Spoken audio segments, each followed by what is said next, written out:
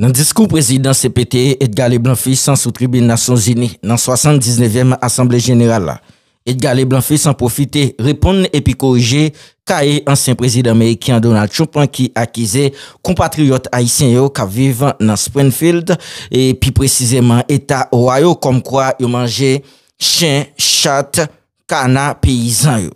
Edgar Leblanc-Fils paraît là seulement. Bien, il tout profité, mandé la France pour remettre Haïti l'argent indépendance là sans manquer un good avec toute réparation. Nous prenons le temps de causer. Et bien, pendant le discours, président CTPA, Edgar Leblanc-Fils, PM de facto, Gaïkoni Abdormi, conseiller présidentiel Leslie Voltaire, dans le téléphone, la chat ou bien la je ne sais pas qui ça t'a fait, ministre des Affaires étrangères haïtienne, qui c'est Madame Dominique Dupuis, gen kail nan men la prend note. C'est un discours qui gen nom. Mais nous habitués avec genre de discours ça yo. Li dit en pile bagay mais c'est action yo pas jamais posé. Mais c'est un bel discours. Mais pendant Edgar Leblanc-Fils sous tribune Nations Unies, bah gros des autres sous tribune. Et bien pendant la fait discours, il était soif de l'eau, yo mette yon pot de l'eau avec tout yon verre. Bien pas connaît est-ce que c'est stressé, il était stressé, bien il prend pot de l'eau, il gagare dans bouche li. Et puis mais après, il prend réparer quoi, il prend soif et puis il prend pot bien il mette de l'eau dans verre pour te capable boire. En pile monde focus de RL fait mais son gros RL lié. C'est le monde entier captant de regarder. Mais il dit en pile bagay qui vraiment important dans le discours, il pas focus de. Ouais, négatif là fait plus bruit que positif là. En tout cas, m'pa trop commentaire m'a fait, on a le temps de regarder président CPT Edgar Leblanc-Fils sous tribune Nations Unies cap mette causé à terre. Bonjour, bonsoir pour nous tout en bienvenue sous Causé Peuple là jeudi 26 septembre 2024. Pas oublier abonner, commenter, partager et puis comme ça n'a qu'à permettre un channel Causé Peuple là pousser pour plus devant entendez Edgar Leblanc-Fils cap mette causé à terre. Monsieur le secrétaire général des Nations Unies, Excellences, Mesdames, Messieurs les chefs d'État et de gouvernement, Mesdames, Messieurs les chefs de délégation, distingués délégués, chers compatriotes. J'ai l'immense honneur de représenter ici à la tribune de l'Assemblée générale des Nations Unies, à un carrefour particulier de son histoire, le peuple haïtien, digne et fier, qui malgré les tempêtes de tous ordres, a toujours su se relever. Première république noire du monde, Haïti porte dans ses entrailles la fierté d'une lutte héroïque pour la liberté et la dignité humaine. Elle se trouve aujourd'hui à un carrefour décisif. C'est donc avec le poids de cette histoire et l'espoir d'un avenir meilleur que je m'adresse à vous en appelant à la solidarité agissante de la communauté internationale. Permettez-moi tout d'abord d'adresser mes chaleureuses félicitations à vous, Son Excellence Philémon Yang, ancien Premier ministre du Cameroun, pour votre élection en tant que président de cette 79e session de l'Assemblée générale. Haïti se tient fermement à vos côtés et vous assure de tout son soutien tout au long de votre mandat afin de faire de cette session un succès pour l'ensemble de la communauté internationale. Qu'il me soit permis aussi de saluer l'excellente qualité du travail accompli au cours de la 78e session par votre prédécesseur, Son Excellence, M. Denis Francis de Trinité et Tobago, qui a su conduire les travaux avec dextérité, sagesse et leadership. Je saisis également cette occasion pour exprimer au nom du peuple haïtien toute notre gratitude à vous, Monsieur le Secrétaire général Antonio Guterres, pour votre visite en Haïti, votre présence sur notre sol et votre soutien indéfectible à notre démarche auprès du Conseil de sécurité notamment pour renforcer la police nationale d'Haïti, vos récentes interventions en faveur d'Haïti ont été vivement appréciées et resteront gravées dans nos mémoires. Je tiens à exprimer ma plus profonde gratitude à la communauté internationale pour le soutien apporté à mon pays en ces temps de crise.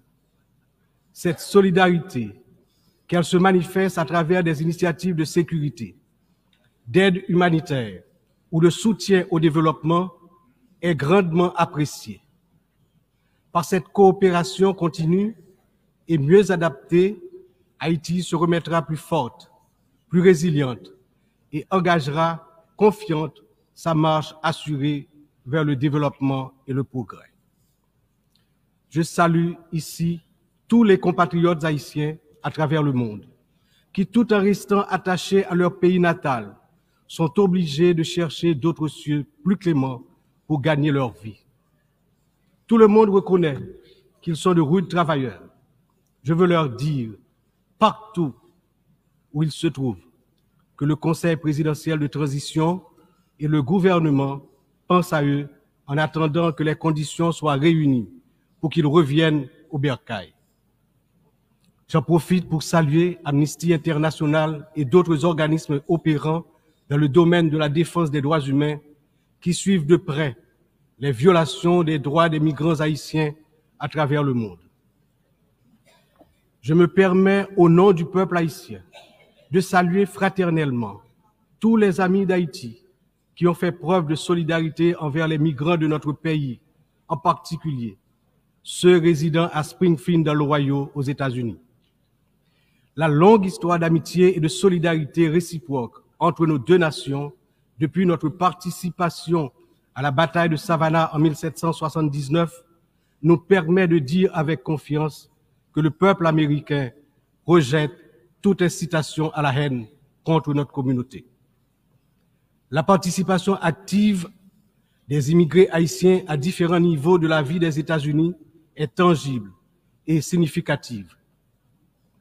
À cet égard, les passions qui émergent naturellement lors d'une campagne électorale ne devraient en aucun cas servir de prétexte à la xénophobie ou au racisme dans un pays tel que les États-Unis, une nation forgée par des immigrants de toutes origines et qui s'est érigée en modèle de démocratie à l'échelle mondiale.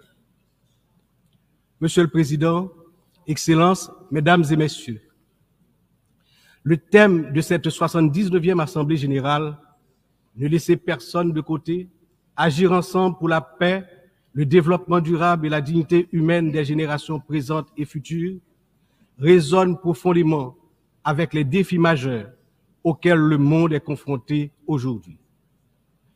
Ce thème est un appel urgent à l'unité et à la coopération internationale dans un contexte où les inégalités, les conflits et la crise climatique exacerbent la vulnérabilité de millions de personnes à travers le globe.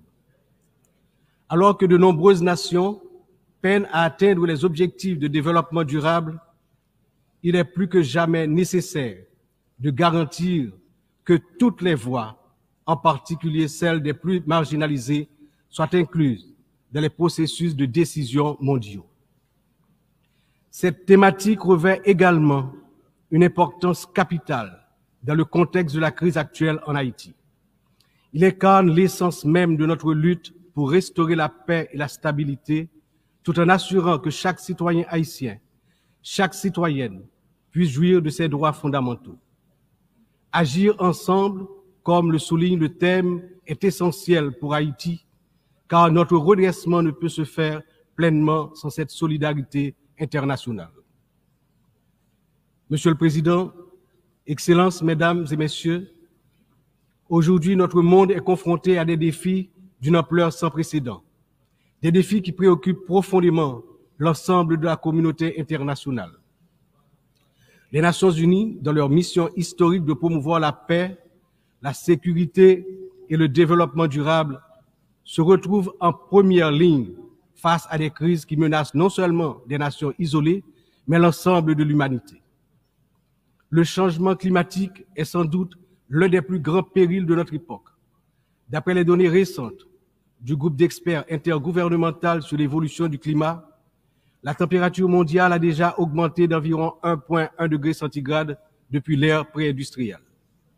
Cette élévation a provoqué une intensification des phénomènes climatiques extrêmes tels que les ouragans, les sécheresses, les inondations, des catastrophes qui affectent particulièrement les nations les plus vulnérables comme Haïti. En 2023, le Programme des Nations Unies pour le développement a estimé que plus de 100 millions de personnes supplémentaires risquent de basculer dans la pauvreté d'ici à 2030 en raison des effets du changement climatique. Pour Haïti, qui fait partie des pays les moins émetteurs de gaz à effet de serre, mais qui ont subi les impacts les plus dévastateurs, cette crise mondiale exacerbe nos difficultés à garantir la sécurité alimentaire, l'accès à l'eau potable et la stabilité économique. Les conflits armés continuent également de semer la destruction et de ravager des vies humaines. Selon le Haut Commissariat des Nations Unies pour les réfugiés, le nombre de personnes déplacées de force a atteint 110 millions en 2023, un chiffre qui n'a jamais été aussi élevé dans l'histoire de l'humanité. Que ce soit en Syrie, en Ukraine ou dans la région du Sahel, ces conflits prolongés exacerbent la pauvreté, détruisent des infrastructures vitales et entraînent des flux massifs de réfugiés. Le monde ne peut rester inactif alors que des millions d'hommes, de femmes et d'enfants fuient les violences en quête de sécurité et de dignité. L'engagement de la communauté internationale est plus que jamais nécessaire pour trouver des solutions diplomatiques et promouvoir des initiatives de consolidation de la paix. Un autre défi majeur concerne les inégalités économiques qui continuent de se creuser. Selon le rapport sur le développement humain 2023 du PNUD, près de 1,2 milliard de personnes vivent encore dans la pauvreté multidimensionnelle, c'est-à-dire qu'elles manquent d'accès à des services essentiels tels que la santé, l'éducation et des conditions de vie décentes. La pandémie de Covid-19 a amplifié ces inégalités, poussant des millions de personnes supplémentaires dans la pauvreté. Pour des nations comme Haïti, l'impact a été dévastateur. Avec un taux de pauvreté des plus élevés, le pays fait face à des défis structurels profonds. Mais ces inégalités ne sont pas seulement un problème haïtien, elles sont un problème mondial qui requiert des réformes économiques globales. En outre, les défis liés à l'insécurité alimentaire se sont intensifiés ces dernières années. Selon l'Organisation des Nations Unies pour l'alimentation et l'agriculture, plus de 735 millions de personnes dans le monde ont souffert de la faim en 2022, une augmentation alarmante qui reflète les perturbations causées par les conflits, les crises économiques et le changement climatique. Haïti, malheureusement, ne fait pas exception. Le Programme alimentaire mondial a récemment souligné que près de la moitié de la population haïtienne est en situation d'insécurité alimentaire aiguë. Cette situation n'est pas seulement une urgence humanitaire, mais une menace pour la stabilité de notre nation. Nous devons travailler ensemble pour renforcer les systèmes agricoles, garantir un accès équitable aux ressources alimentaires et lutter contre la faim de manière concertée et durable. Enfin, les progrès technologiques apportent de nouvelles opportunités, mais également de nouvelles menaces. L'accélération du développement de l'intelligence artificielle, la prolifération des cyberattaques, la désinformation mettent en danger la stabilité des démocraties à travers le monde. Le rapport de l'Union internationale des télécommunications montre que la fracture numérique reste un défi majeur avec près de 2,7 milliards de personnes n'ayant toujours pas accès à Internet en 2023.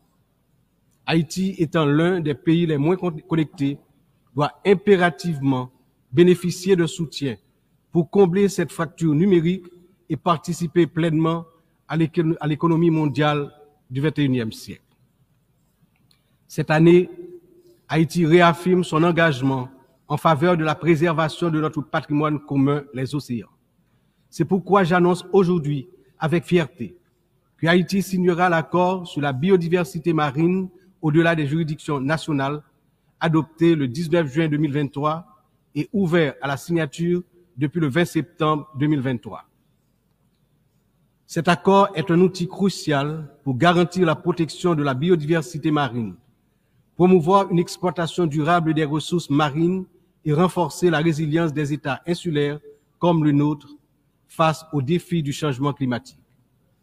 Haïti est déterminé à collaborer avec la communauté internationale pour s'assurer que cet accord profite à toute l'humanité, tout en contribuant à la protection des écosystèmes marins dont nous dépendons tous.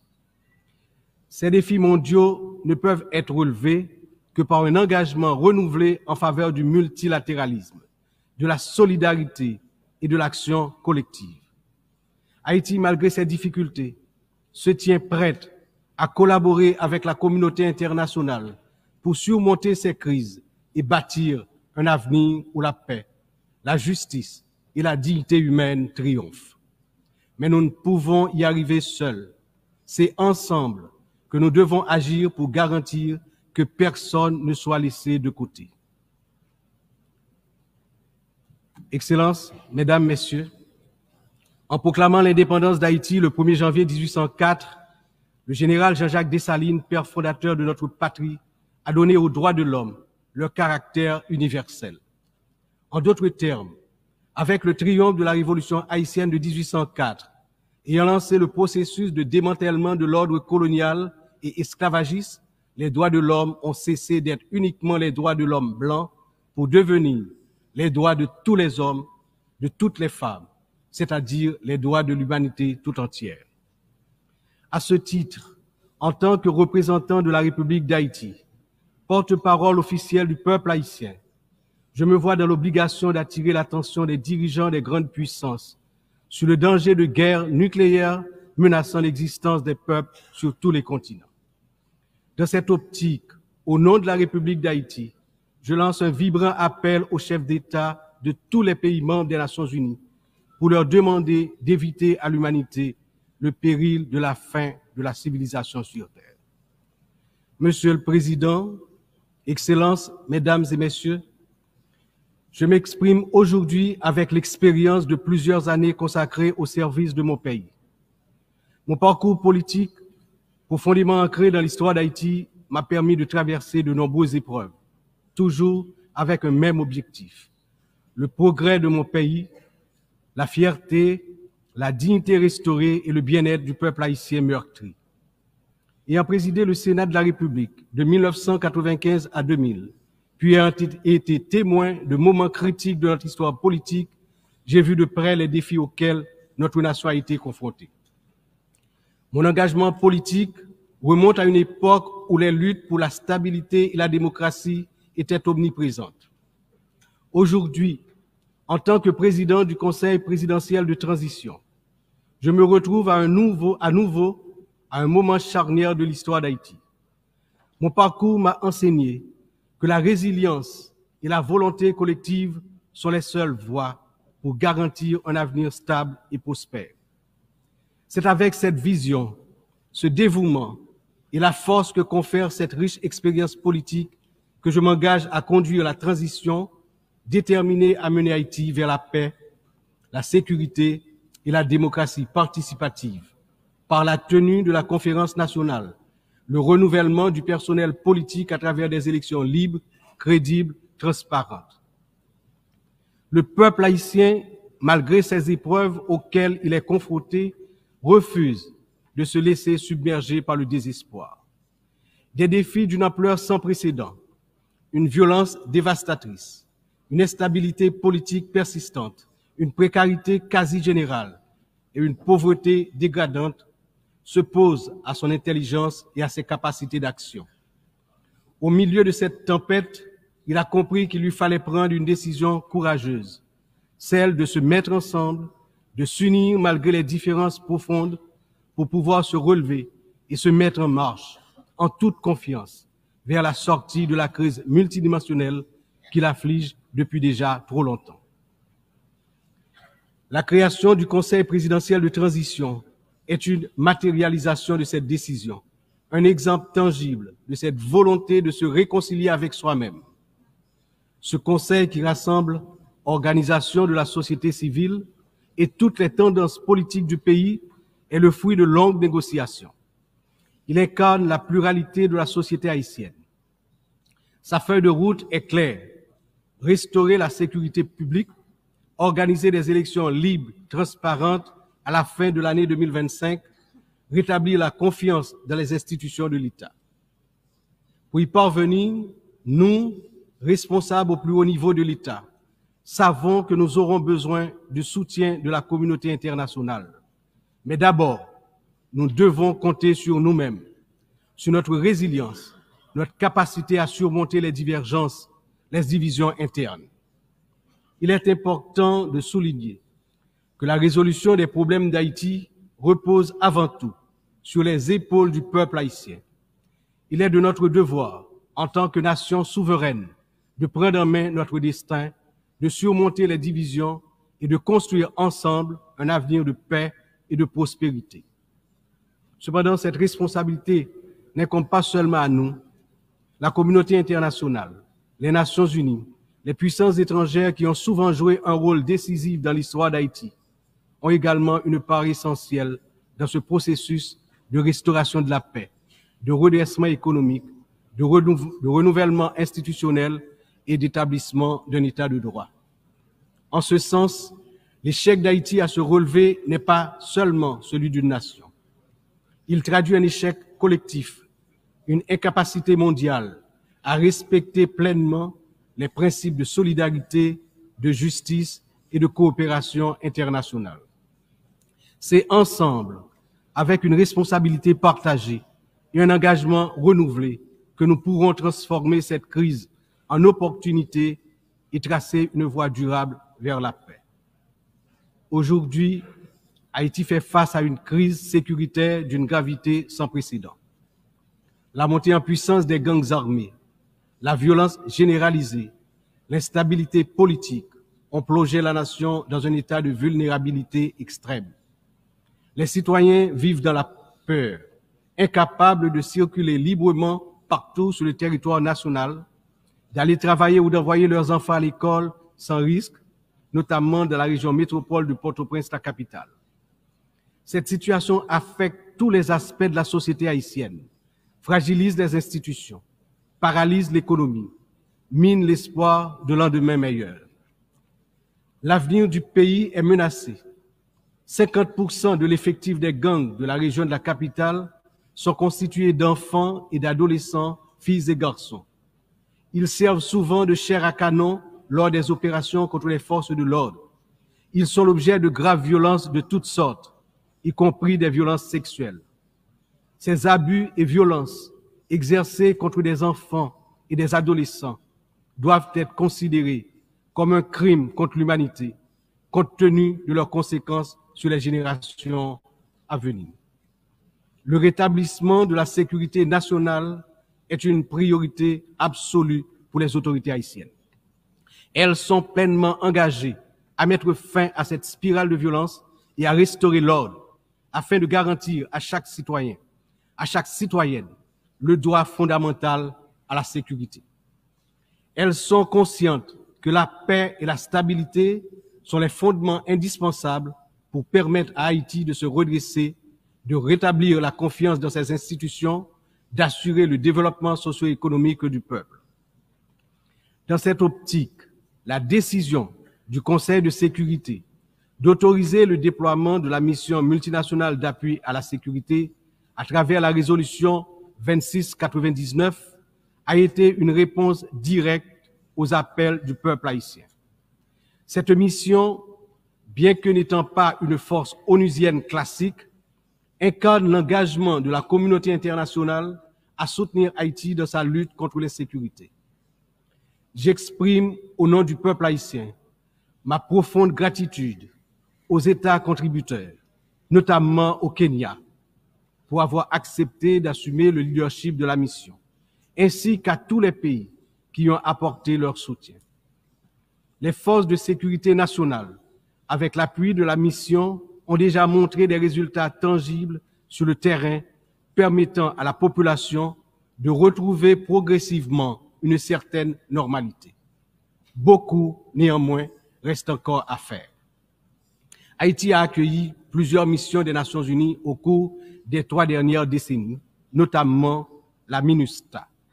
Si certaines de ces missions ont contribué à stabiliser temporairement le pays, elles ont également laissé un héritage lourd de conséquences. Des allégations de violations graves des droits humains, y compris des abus sexuels, ont ébranlé la confiance du peuple haïtien. L'absence de poursuites et de réparation pour les victimes a renforcé un sentiment d'impunité, minant ainsi les efforts de reconstruction. Il n'est cependant jamais trop tard pour bien agir et pour tirer des leçons du passé.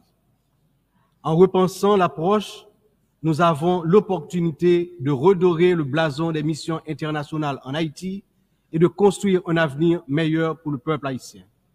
C'est dans cet esprit que nous souhaitons voir amorcer une réflexion sur la transformation de la mission de soutien à la sécurité en une mission d'opération de maintien de la paix sous mandat de l'Organisation des Nations Unies. Cette transformation permettrait non seulement de sécuriser un financement plus stable et d'élargir les capacités de la mission, mais également de renforcer l'engagement des États membres en faveur de la sécurité en Haïti. Je suis convaincu que ce changement de statut, tout en s'assurant que les erreurs du passé ne se répètent pas, garantira le plein succès de la mission en Haïti. Excellences, Mesdames et Messieurs, je me tiens aujourd'hui devant cette Assemblée en tant que voix de la République d'Haïti, pays dont l'histoire est inextricablement liée aux idéaux de liberté et de justice que nous célébrons tous ici. Mais Haïti, la première nation noire indépendante du monde, est aussi la grande victime d'une injustice historique qui a non seulement retardé son développement, a aussi marqué son peuple d'un fardeau dont les répercussions se font encore sentir. En 1825, à peine 21 ans après avoir gagné sa liberté au prix d'une lutte héroïque, Haïti a été contrainte de payer une dette colossale à la France, pays colonisateur, en échange de la reconnaissance de son indépendance. Cette rançon imposée sous la menace a siphonné les ressources de la jeune nation, la plongeant dans un cycle infernal d'appauvrissement dont elle peine toujours à sortir. Cette dette a été une forme de punition pour sa hardiesse à se libérer des chaînes de l'esclavage et hisser l'être haïtien à la dignité de l'homme. Elle a été une pénalité injuste qui a asphyxié le potentiel économique et social du peuple noir d'Haïti pendant des générations. Dans le contexte d'aujourd'hui, où plus que jamais, l'attention est portée sur les efforts pour restaurer sans délai la sécurité et répondre aux immenses besoins humanitaires en Haïti, il me paraît important d'attirer l'attention de l'Assemblée sur les séquelles du passé colonial et des rançons payées à certaines puissances qui ont largement hypothéqué le développement d'Haïti. Il n'est pas sans intérêt de rappeler qu'Haïti a été le seul pays à avoir payé pour son indépendance, obtenue pourtant dans le feu et dans le sang. À la veille du bicentenaire de cet événement inédit dans l'histoire du monde, n'est-il pas venu le moment de la restitution des montants consentis? À cet égard, mon pays s'est félicité des propositions formulées par un certain nombre de gouvernements et également certaines agences des Nations Unies pour des actions concrètes en vue de la reconnaissance, la réparation et la restitution des torts du passé.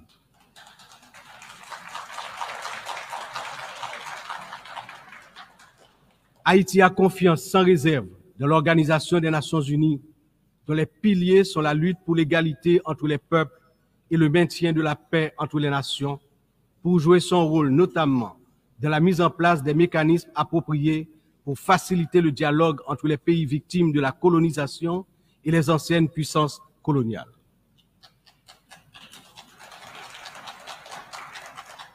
Ici, à cette 79e session de l'Assemblée générale, Haïti est par mon entreprise, non pas simplement pour revendiquer une réparation, mais pour poser une question de principe, celle de la justice immanente. Ma démarche est résolument engagée, structurée et bien documentée. Le Comité national de restitution et réparation, en collaboration avec la Commission des réparations de la CARICOM, a déjà entrepris des travaux exhaustifs sur ce sujet. Nous demandons la reconnaissance d'une dette morale et historique et la mise en œuvre de réparations justes et appropriées qui permettront à notre peuple de se libérer des chaînes invisibles de ce passé injuste. Excellences, Mesdames et Messieurs, l'histoire nous enseigne que les nations ne se relèvent pas dans l'isolement, mais dans l'union des forces, dans l'engagement résolu à bâtir un avenir commun. Haïti, cette terre qui a offert au monde un symbole de liberté inébranlable et qui a aidé plusieurs nations à se libérer du joug du colonialisme barbare, ne cherche pas la charité, mais la justice, le respect,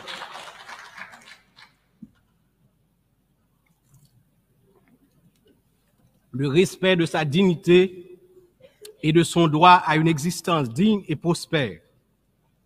Les défis auxquels nous sommes confrontés aujourd'hui sont certes immenses, mais ils ne sont pas insurmontables. Il exige de nous tous une vision partagée, un sens profond de notre humanité commune et la détermination à transformer les crises en occasion de renouveau.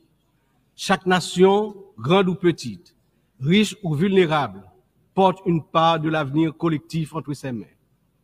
C'est dans cette interdépendance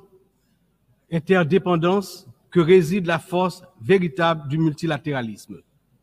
Que ce débat général soit le moment où nous réaffirmons notre engagement indéfectible envers la paix, la dignité humaine et le développement durable, car ce que nous faisons aujourd'hui résonnera dans les siècles à venir. L'histoire jugera la manière dont nous aurons su répondre aux défis de notre temps. Ensemble, dans un esprit de solidarité et de coopération, nous pouvons et nous devons construire un avenir où aucun peuple, aucune nation ne sera laissé pour compte. Vive Haïti, vive la coopération internationale. Demain, un autre pays, demain, un autre monde. Je vous remercie pour votre attention.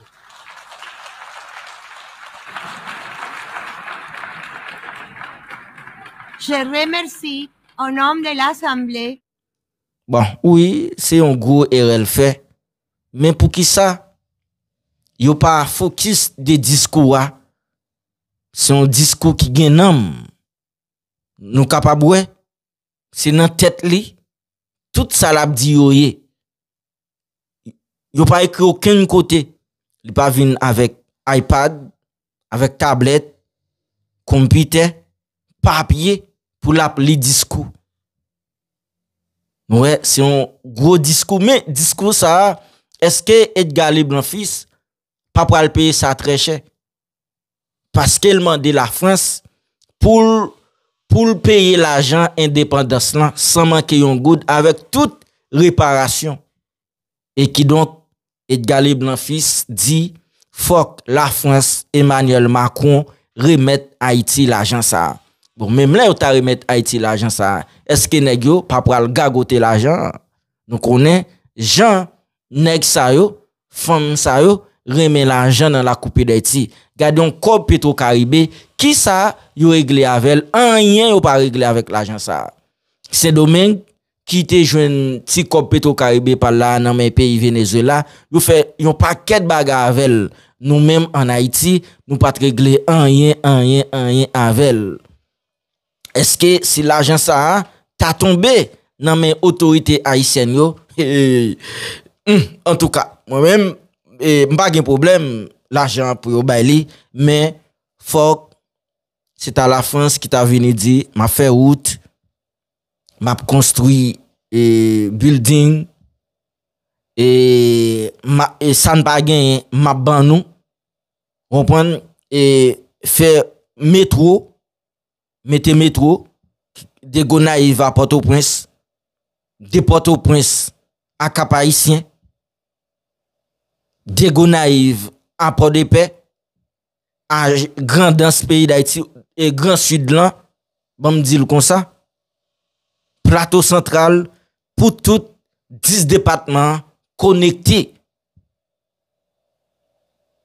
Mais c'était nèg ça yo, y a lagué l'argent dans mais yo, mon cher, yo pas fait rien avec l'argent. Regardez Jean Port-au-Prince sale.